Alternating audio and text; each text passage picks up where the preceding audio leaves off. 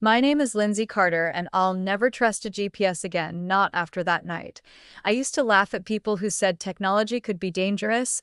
Now, I keep printed maps in my glove box and triple check every route, because once not too long ago, the GPS almost led us straight to our deaths. And my husband Jack, the quiet, steady man I used to think I had all figured out, showed me a side of himself I never knew existed. It was our 10th wedding anniversary. We'd planned a simple weekend getaway in the mountains of North Carolina. Jack had rented a small cabin deep in the woods, one of those off-the-grid kind of places with no neighbors, no service, just trees, sky, and peace. We left right after work on Friday. The sun was setting, the kids were at my mom's, and the two of us had a long, open road ahead. I was excited to unplug. That night was supposed to be romantic, a break from the noise. But somewhere outside Asheville, things started to get weird. We'd been driving for hours when the GPS suddenly rerouted. Faster route found, it chirped in that cheerful robot voice. I glanced at Jack. He shrugged. Want to save 10 minutes? I nodded. Why not? The road the GPS led us to was narrow and winding, barely more than a gravel path in some places. We passed through a thick forest where the trees pressed in so close it felt like we were being swallowed. No streetlights, no signs, just endless black. I remember watching the bars on my phone vanish one by one until there was nothing, no signal, no data, no way out except forward. I started to get uneasy. Jack, are you sure this is the right way? He squinted at the screen, which was now zoomed in so far you couldn't see anything but the line. It says we're on track, just a few more miles. But as we kept driving, things got wrong.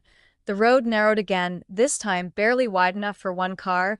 Branches scraped the side of the SUV, and then we hit the first dead end. It came out of nowhere, a sudden wall of trees and rocks. No warning, no signage. Jack braked just in time. That can't be right, he muttered, reversing slowly, scanning for another turn. The GPS chirped again, rerouting us back through the same path. That's when I noticed something. The screen was glitching, blinking.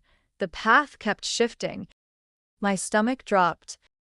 Jack, I think something's wrong with it. He didn't answer. His jaw was tight, eyes locked ahead. Then, after a long pause, he said almost under his breath, "We're not going that way." He turned the wheel sharply, cutting across a small ditch and onto what looked like an old logging trail, completely off the GPS. I grabbed the dash. "What are you doing? That's not the route." "I know," he said. "I don't like the way this feels. Something's off. That GPS wants us somewhere we don't need to be." At first, I thought he was joking, but his face was stone serious. I could feel the change in him, calculated, alert. He was scanning the woods like he'd done this before, like he knew what to look for. "What do you mean it wants us somewhere?" "I don't know," he said. "But back there, those dead ends? That wasn't a mistake. It was leading us into a trap. I saw movement in the trees, twice." I froze. "You saw someone?" He nodded once. "Didn't want to scare you." I was already scared. We drove in silence for another 10 minutes, deeper into the woods, nothing but darkness around us.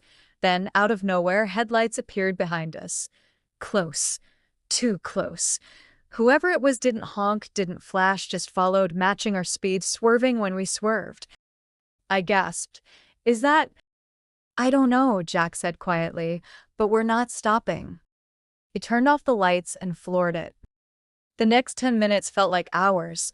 The road was barely visible, just moonlight and instinct.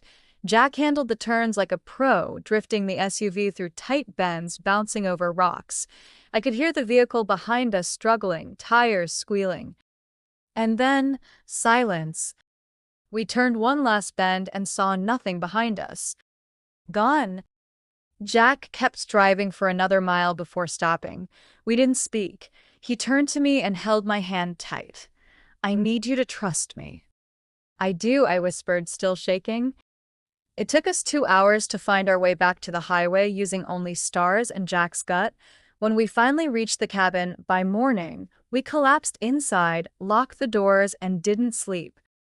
I reported it to the sheriff, but there was nothing to trace. No plate, no camera, no GPS logs, just a warning, stay off the back roads, and never trust reroutes at night. Jack doesn't talk much about that night, but sometimes when I catch him staring out the window or checking locks twice before bed, I know he remembers. That night, my husband saved our lives, and I'll never forget how close we came to losing them.